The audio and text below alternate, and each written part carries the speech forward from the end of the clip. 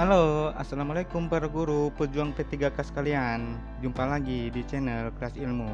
Pada video kali ini kita akan membahas mengenai prediksi soal-soal terbaru P3K bidang kompetensi teknis beserta pembahasan cerdasnya. Namun sebelum lanjut, ada baiknya untuk teman-teman subscribe channel ini agar bisa mendapatkan info dan latihan soal terbaru dari Kelas Ilmu. Kita langsung saja ke soal nomor 1. Menurut Rohani, perpustakaan, auditorium, dan ruang belajar merupakan sumber belajar yang berdasarkan titik-titik. A. Kegiatan, B. Cetak, C. Non-cetak, D. Lingkungan, atau E. Fasilitas. Menurut Rohani, pembagian sumber belajar meliputi yang pertama, sumber belajar berupa kegiatan, yaitu contohnya kerja kelompok, simulasi, observasi, dan wawancara. Yang kedua, sumber belajar cetak, contohnya majalah, buku, koran, brosur, ensiklopedi, denah, dan poster. Yang ketiga, sumber belajar non-cetak, contohnya slide, audio kaset, film, video, dan model. Yang keempat, sumber belajar berupa lingkungan, contohnya terminal dan taman. Lalu yang kelima, sumber belajar berupa fasilitas, contohnya meja belajar individual, perpustakaan, auditorium, ruang belajar, lapangan olahraga, dan studio. Jadi jawaban yang tepat di sini adalah yang E, fasilitas. Soal nomor 2. Pada rancangan pembelajaran terdapat contoh kompetensi dasar, yaitu mengidentifikasi sifat, jenis, dan fungsi dari kayu jati untuk produk kriya dan karya seni rupa. Maka, rumusan indikator yang bisa dikembangkan guru pada tingkatan kognitif mengevaluasi atau C5 yang tepat adalah titik-titik. A. Membuat produk karya seni rupa dari kayu jati. B. Memonitor pengerjaan karya seni rupa dari kayu jati. C. Menjelaskan sifat kayu jati untuk produk karya seni rupa. D. Menyebutkan fungsi kayu jati untuk produk karya seni rupa. Atau E. Memilih kayu jati yang cocok untuk dibuat produk karya seni rupa. Untuk menjawab soal tersebut, guru harus memahami tingkatan kognitif dengan contoh kata kerja operasionalnya. Ini merupakan tabel tingkatan kognitif beserta contoh kata kerja operasionalnya. Untuk tingkatan kognitif C1 atau mengingat, itu contoh kata kerja operasionalnya menghafalkan, menyebutkan, menuliskan, mengetahui, dan memberi label. Kemudian, untuk tingkatan kognitif C2 atau memahami, contoh kata kerja operasionalnya adalah menerangkan, membedakan, mengelompokkan, mengartikan, dan merangkum. Kemudian untuk tingkatan kognitif C3, menerapkan. Contoh kata kerja operasionalnya adalah melakukan, melaksanakan, melatih, menyelesaikan, menggunakan, dan membiasakan. C4, menganalisis. Contoh kata kerja operasionalnya adalah menata, memilih, mengedit, menyeleksi, menguraikan, dan mendiagnosis. Untuk tingkatan kognitif C5 atau mengevaluasi, contoh kata kerja operasionalnya adalah memisahkan, memvalidasi, memonitor, mengkritik, membuktikan, mengukur, dan menguji. Kemudian untuk tingkatan kognitif C6 atau mencipta, contoh kata kerja operasionalnya adalah membuat, menjelaskan, menyusun, menemukan, membangun, dan membentuk. Sini pertanyaannya, pada tingkatan kognitif mengevaluasi atau C5. Mari kita periksa satu persatu dari optionnya. Untuk option A, itu ada kata membuat. Berarti dia termasuk C6, mencipta. Kemudian untuk option B, memonitor. Berarti dia termasuk C5 atau mengevaluasi. Jadi jawaban yang tepat di sini adalah yang B, memonitor pengerjaan karya seni rupa dari kayu jati. Kemudian untuk option C-nya, menjelaskan. Ini termasuk C6 atau mencipta. Untuk option D-nya, menyebutkan. Ini C1 atau mengingat. Untuk opsi E-nya ada kata memilih, berarti dia termasuk C4 atau menganalisis. Gitu ya. Soal berikutnya, penilaian yang ditujukan untuk membedakan atau menentukan kedudukan hasil kerja peserta didik dibandingkan dengan peserta didik lain merupakan tujuan penilaian pembelajaran sebagai titik-titik. A. Grading, B. Bimbingan, C. Alat seleksi, D. Alat prediksi, atau E. Alat diagnosis. Penilaian memiliki tujuan yang sangat berarti di dalam pembelajaran. Di antaranya, yang pertama sebagai grading. Penilaian yang ditujukan untuk membedakan atau menentukan kedudukan hasil kerja peserta didik dibandingkan dengan peserta didik lainnya. Jadi jawaban yang tepat di sini adalah yang A, grading. Kemudian tujuan yang lainnya menguasai kompetensi. Maksudnya, penilaian bertujuan untuk menggambarkan sejauh mana peserta didik telah memahami pembelajaran. Lalu yang ketiga, sebagai alat seleksi. Penilaian ditujukan untuk memisahkan antara peserta didik yang masuk dalam kategori tertentu dan yang tidak. Yang keempat, sebagai alat diagnosis. Tujuannya adalah penilaian bertujuan untuk menunjukkan kesulitan belajar yang dialami peserta didik dan kemungkinan prestasi yang bisa dikembangkan. Kemudian yang kelima, bimbingan. Penilaian bertujuan untuk mengevaluasi hasil belajar peserta didik dalam rangka membantu peserta didik memahami dirinya. Kemudian yang keenam, alat prediksi. Penilaian bertujuan untuk mendapatkan informasi yang dapat memprediksi bagaimana kinerja peserta didik pada jenjang pendidikan berikutnya. Soal nomor 4. Hasil belajar peserta didik berupa nilai dan sikap atau yang mencakup kecerdasan intrapribadi dan kecerdasan antarpribadi merupakan ruang lingkup penilaian hasil belajar berdasarkan pada domain titik-titik. A. Visual, B. Kognitif, C. Afektif, D. Psikomotor, atau E. Spasial. Ruang lingkup penilaian hasil belajar peserta didik diklasifikasikan ke dalam 3 ranah atau domain, yaitu yang pertama, domain kognitif, berupa pengetahuan atau yang mencakup kecerdasan logika, contohnya mata pelajaran matematika, dan kecerdasan bahasa. Lalu yang kedua, domain afektif, berupa nilai dan sikap atau yang mencakup kecerdasan intrapribadi dan kecerdasan antarpribadi. Jadi jawaban yang tepat di sini adalah yang C, afektif. Lalu yang ketiga, domain psikomotor, berupa keterampilan atau yang mencakup kecerdasan visual parsial, kecerdasan kinestetik, dan kecerdasan musikal. Gitu ya.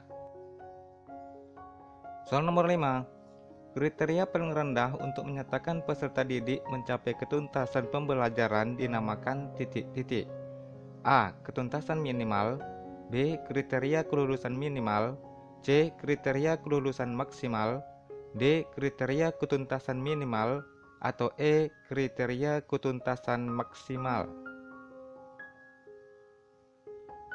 Salah satu prinsip penilaian pada kurikulum berbasis kompetensi adalah menggunakan acuan kriteria, yaitu menggunakan kriteria tertentu dalam menentukan kelulusan siswa atau peserta didik.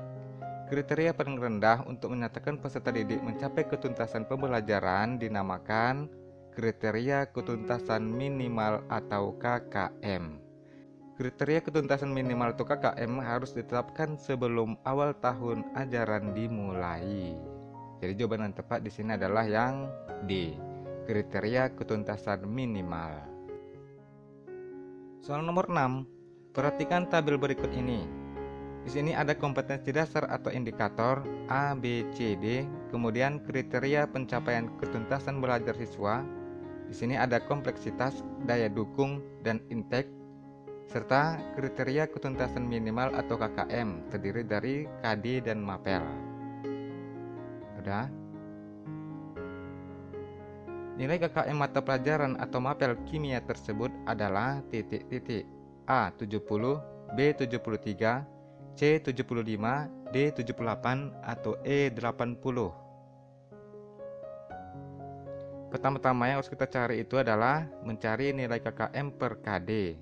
Rumusnya sigma bobot soal per 3. Untuk KD yang A itu berarti 80 tambah 80 tambah 70 per 3 sama dengan 76,6. Kemudian yang B 70 tambah 80 tambah 70 per 3 sama dengan 73,3. Lalu yang C 65 tambah 80 tambah 65 per 3 sama dengan 70. Kemudian yang D 65 tambah 80 tambah 65 per 3 sama dengan 70. Lalu baru bisa kita cari nilai KKM mapelnya dengan rumus sigma KKM KD per sigma KD. Berarti sama dengan 77 tambah 73 tambah 70 tambah 70 per 4 sama dengan 72,5. Karena nilai KKM mapel merupakan bilangan bulat, jadi dibulatkan menjadi 73. Jadi jawaban yang tepat di sini adalah yang B, 73. Gitu ya. Nomor berikutnya, jenis penilaian autentik ini dilakukan melalui penilaian kinerja, penilaian proyek, penilaian portofolio, dan penilaian produk. Jenis penilaian autentik yang harus dilakukan oleh guru tersebut adalah titik-titik.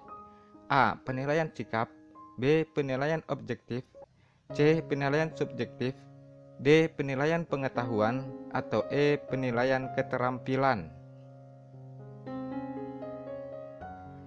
Jenis-jenis penilaian autentik yang harus dilakukan oleh guru yaitu yang pertama penilaian sikap.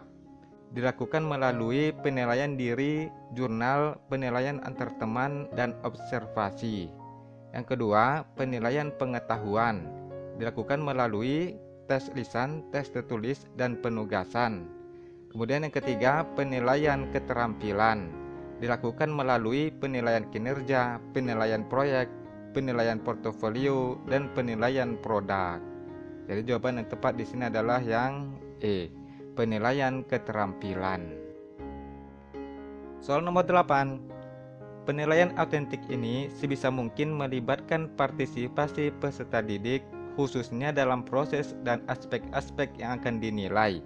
Penilaian autentik tersebut dilihat dari aspek keterampilan dilakukan melalui titik-titik. A. Penilaian kinerja. B. Penilaian produk. C. Penilaian proyek. D. Penilaian portofolio. Atau E. Penilaian antar teman. Jenis-jenis penilaian autentik dilihat dari aspek keterampilan dilakukan melalui yang pertama penilaian kinerja. Penilaian autentik ini sebisa mungkin melibatkan partisipasi peserta didik, khususnya dalam proses dan aspek-aspek yang akan dinilai. Jadi jawaban yang tepat di sini adalah yang A, penilaian kinerja. Lalu yang kedua, penilaian proyek. Kegiatan penilaian terhadap tugas yang harus diselesaikan oleh peserta didik menurut waktu atau periode tertentu. Yang ketiga, penilaian portofolio. Penilaian yang dilakukan dengan menggunakan bukti-bukti hasil belajar yang relevan dengan kompetensi keahlian yang dipelajari.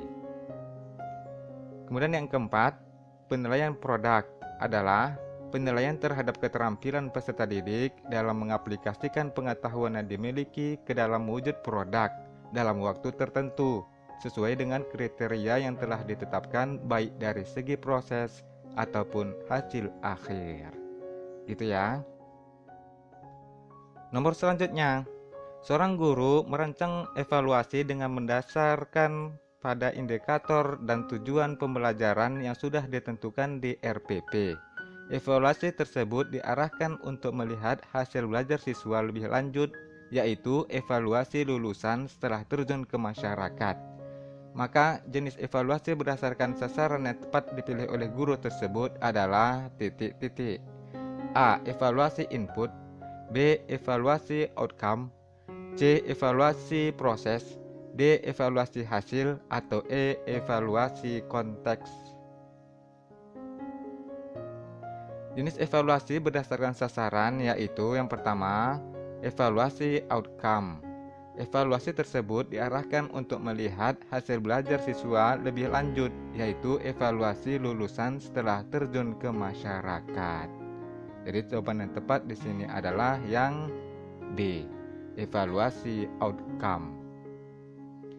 Kemudian yang kedua, evaluasi hasil adalah evaluasi yang diarahkan untuk melihat hasil program yang dicapai sebagai dasar untuk menentukan keputusan akhir, dimodifikasi, diperbaiki, dihentikan, atau ditingkatkan.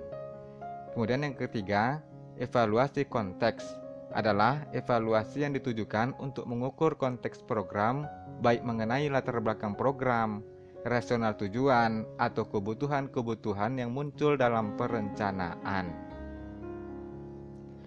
Lalu yang keempat, evaluasi input adalah evaluasi yang diarahkan untuk mengetahui input baik strategi yang digunakan maupun sumber daya untuk mencapai tujuan. Yang terakhir, evaluasi proses adalah evaluasi yang ditujukan untuk melihat proses pelaksanaan, baik mengenai kelancaran proses, faktor pendukung dan penghambat dalam proses pelaksanaan, dan kesesuaian dengan rencana, dan sebagainya. Soal selanjutnya, nomor 10. Saat merancang pembelajaran, seorang guru ingin menunjukkan hubungan yang ada antar komponennya melalui gambar sederhana menggunakan garis-garis dan simbol untuk memperjelas penyajian pesan. Media yang paling tepat dipilih oleh guru tersebut adalah titik-titik.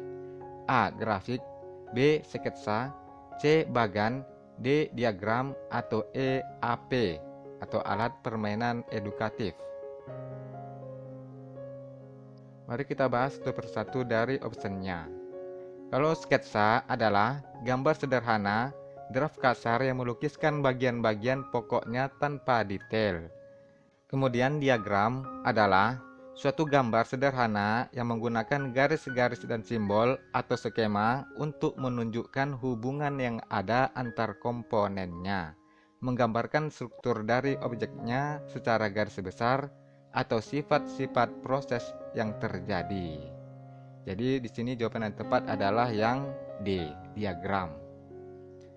Kemudian AP, alat permainan edukatif adalah alat yang digunakan oleh anak untuk bermain sambil belajar. Artinya, alat dan bermain itu sendiri merupakan sarana belajar yang menyenangkan. Grafik adalah gambar sederhana yang menggunakan titik-titik, garis atau gambar yang disusun berdasarkan prinsip-prinsip matematik dan data-data komparatif. Kemudian, bagan adalah fungsi pokoknya adalah menyajikan ide-ide atau konsep yang sulit disampaikan secara tertulis. Paham ya? Soal nomor 11. Dalam kegiatan penilaian autentik, banyak model yang dapat digunakan. Pada suatu penilaian, seorang guru meminta siswa untuk mendemonstrasikan tugas belajar tertentu. Bentuk penilaian autentik tersebut merupakan contoh penilaian autentik berbentuk titik-titik. A. Penilaian diri, B. Penilaian proyek, C. Penilaian kinerja, D. Penilaian portofolio, atau E. Penilaian antar teman. Soal ini kita jadikan PR aja ya. Tulis pembahasan dan jawaban kalian di kolom komentar, biar sama-sama belajar. Nanti insya Allah aku kasih jawabannya di deskripsi.